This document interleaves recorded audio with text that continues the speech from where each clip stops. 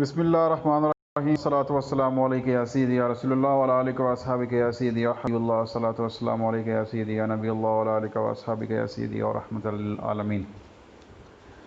تو آج ہم بات کریں گے کہ انشورنس کی شرعی حیثیت کیا ہے۔ یہ سوال ہوا تھا 5 فروری 2014 کو،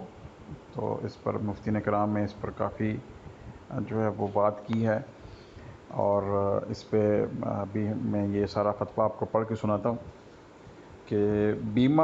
انشورنس اور بیمہ کی جو تفصیل ہے اس کے بارے میں وہ کیا کہتے ہیں۔ وہ کہتے ہیں کہ بیمہ کا جو لغوی معنی ہے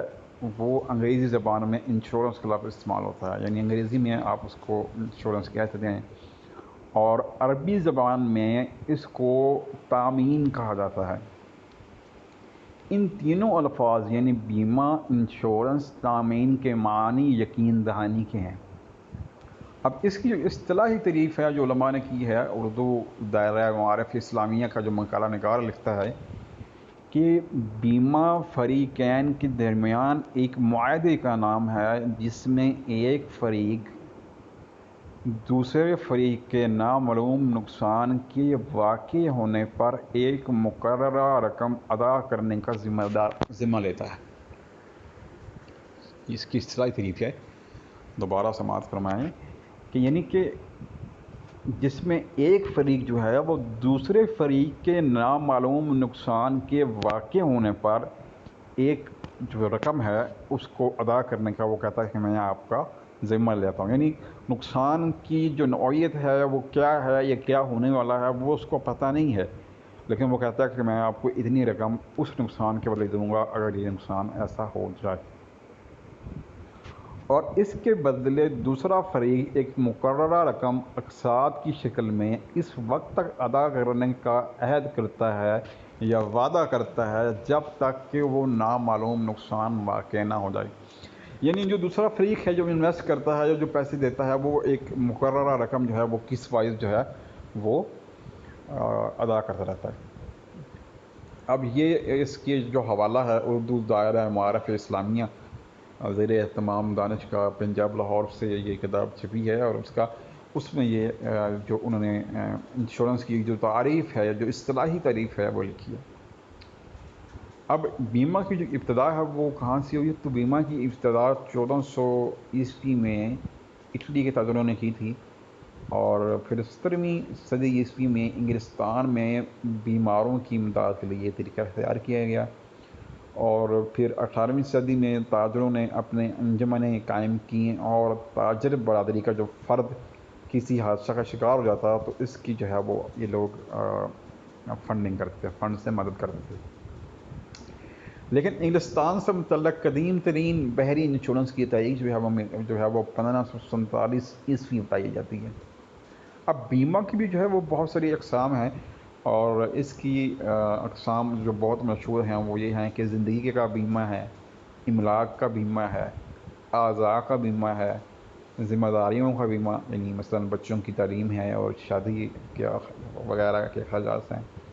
اور قیمتی کاغذات اور اسناد کا بھی بیمہ ہوتا ہے، گاڑیاں بھی اس میں آج کل آتی ہیں۔ اور بیمہ کا جو طریقہ کار ہے وہ ایک شخص اس میں کیا کرتا ہے کہ ایک شخص اپنی زندگی کا بیمہ کرانا چاہے تو اس کا طریقہ کار یہ ہے کہ بیمہ کمپنی کے جو ڈاکٹر ہے اس کی حیات کا اندازہ کرتا ہے، یعنی وہ دیکھتا ہے کہ یہ شخص مثلا اس کی جو مدت ہے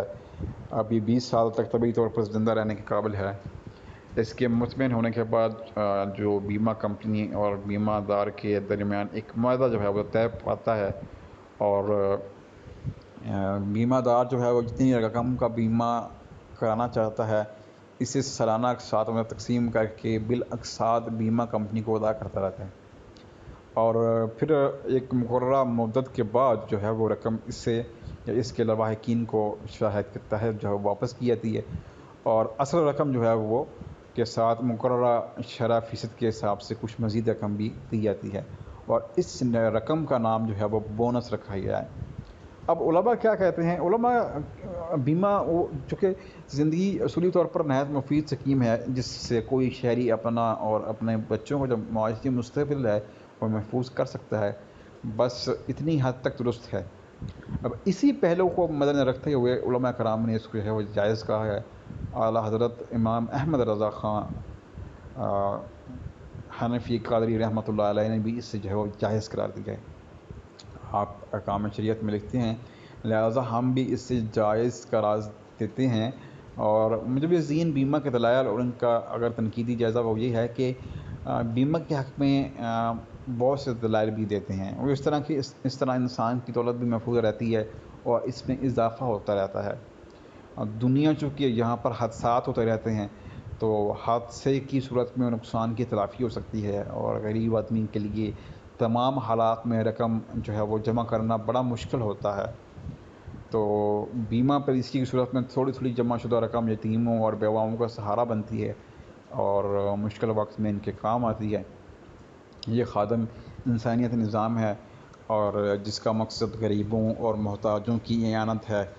اور چونکہ شریعت اسلامیہ اجتماعی زندگی میں تعاون و تکافل پر بھی بہت زور دیتی ہے، لہٰذا بیمہ تعاون و تکافل کی ایک قانونی جو ہے وہ کہتے ہیں کہ منظم شکل بھی ہے، اور انسان کے مرنے کے بعد اس کے جو ورثاء ہوتے ہیں ان کی مالی امداد بھی ہوتی ہے،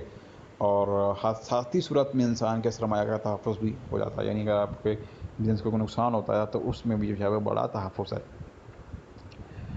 اب اصلاحی ترمیم بیمہ کمپنی شرکت اور مضاربت کے اصول پر اپنا سرمایہ لگائے۔ یہ اصلاحی ترمیم جو ہے وہ علماء کی طرف سے ہے کہ جو شخص 2 یا 3 قسطیں جمع کروا کر باقی اقساط جمع نہ کرے، اس کی رقم جو ہے واپس کی جائے۔ البتہ اس سے اخراجات وضع کر لیے جائیں کہ بیمہ جو ہولڈر ایک قسط ادا کرنے کے بعد کسی مرحلہ پر فوت ہو جائے تو معاہدہ کے مطابق کمپنی پوری رقم مرنے والے کی شرعی وارثوں کو ادا کرنے کی پابند ہو جا سکے آج کل ہے، اور بیمہ کرنے والوں کو بیمہ کمپنی حصہ دار قرار دے اور ان کے سرمایہ کو حصص قرار دے، اور ان کے حصص کا جس قدر اوسط منافع بنتا ہے وہ ان کو دیا جائے۔ البتہ کمپنی جو ہے وہ اپنا کمیشن جو ہے وہ مقرر کر سکتی ہے اور اس کو وضع بھی کر سکتی ہے۔ بیمہ کمپنیوں کو حکومت اپنی تحویل میں جو ہے وہ لازمی دے۔ اب بیمہ اور انشورنس جان و زندگی کا ہو یا جائیداد و کاروبار کا، اب یہ چونکہ براہ راست اس میں سود جوا وغیرہ نہیں ہے، اور بیمہ ہولڈر کمپنیز کو ایسا معاہدہ بھی نہیں کرتا جس میں کوئی غیر شرعی صورت پیدا ہو، تو ہمارے نزدیک یہ کاروبار اصلاً مفید اور شرعاً جائز ہے۔ رہ گیا یہ معاملہ کہ یہ کمپنیاں پریمیئر کی رقم کو کہاں انویسٹ کرتی ہیں، تو یہ ظاہر ہے کہ یہ انویسٹمنٹ زراعت، تجارت، صنعت وغیرہ اور جائز منصوبوں میں شرعی اصولوں کے مطابق بھی ہو سکتی ہے، اور سود جو اور فحاشی کے شعبوں میں بھی وہ جو حرام ہے۔ اب جائز اور ناجائز کا فرق کرنا متعلقہ کمپنیوں پر ہے، یعنی جو کمپنی اب وہ اس کا تو کمپنی پہ ہے نا، کہ اس پہ آپ کی ذمہ داری نہیں ہے۔ اب بیمہ ہولڈرز بہراز کسی ناجائز کام میں ملوث نہیں۔ اللہ تعالیٰ چونکہ سودی نظام کو ختم کرنے اور اسلامی نظام کو اپنانے کی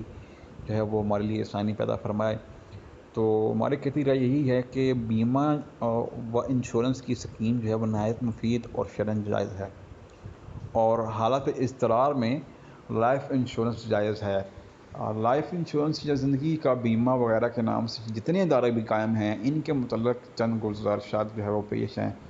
کہ ہماری بینکنگ کا تقریباً تمام کاروبار جو ہے آپ کو پتہ ہے کہ سود پہ چلتا ہے۔ سرکاری، نیم سرکاری یا نجی کمپنیاں ادارے یا افراد لوگوں سے سرمایہ جمع کرتے ہیں، ترغیب دینے کے لیے ان کو انعام، بونس اور دوسری کہتے ہیں کہ حادثہ ہو جائے گا تو بڑی بڑی رقم آپ کو دیے جائیں گے، اور وہ بڑے بڑے وعدے کرتے ہیں۔ تو لوگوں سے سرمایہ جمع کر کے یہ بڑے پیداوروں یا کارخانہ داروں کو کاروبار کرنے کے لیے زیادہ شرح سود پر بہت رقم قرض دیتے ہیں،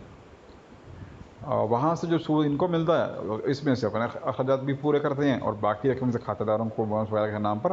رقم ادا کر دیتے ہیں۔ ظاہر ہے یہ تمام کاروبار سود کے اصول پر قائم ہے اور اس لیے اصلاً حرام ہے۔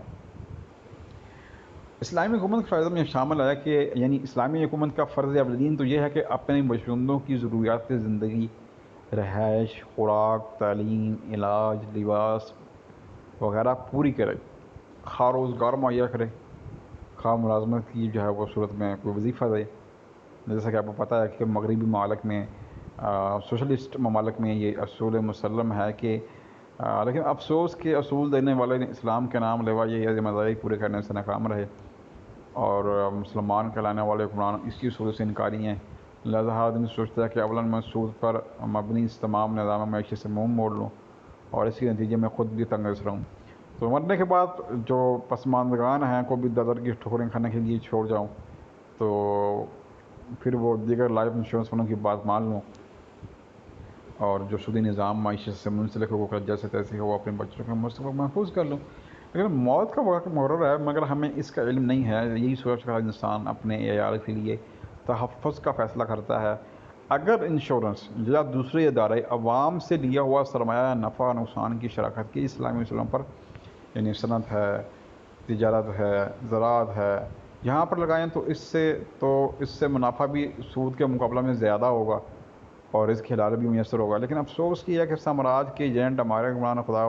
رسول صلی اللہ علیہ وسلم سے خود اعلان جنگ کر کے اس سرمایہ کو سود پر لیتے ہیں اور سود پر چلاتے ہیں اور مسلمان عوام کو حرام کرانے پر تلے بیٹھے ہیں. کیونکہ انشورنس ہولڈر اپنی رقم سود پر نہیں دیتے لہٰذا ان کے حق میں ہر طرح سے انشورنس بیمہ جائز ہے. اب رہی یہ بات کہ کمپنیاں ان رقوم کو آگے سود پر چڑھاتی ہیں اس میں دونوں امکان ہیں. اولاً یہ کہ صنعت تجارت زراعت دفاع نفع نقصان کی شراکت کے شرعی اصولوں پر حکم دیں. یہ بلا شبہ صحیح و درست ہے. یا ضرورت مندوں کو قرضے جو ہے وہ حسنہ کے طور پر دیں. یہ بہت اچھی اسلامی اسکیم ہے مگر کمپنیاں اس پر عمل نہیں کریں گی کہ ان کے اخراجات پورے نہیں ہو سکتے. تو اس حوالے سے جو ہے وہ المقصر کہ آپ اپنی گاڑی مکان دکان فصل کاروبار سب کی انشورنس کروا سکتے ہیں. یہ جائز ہے. اور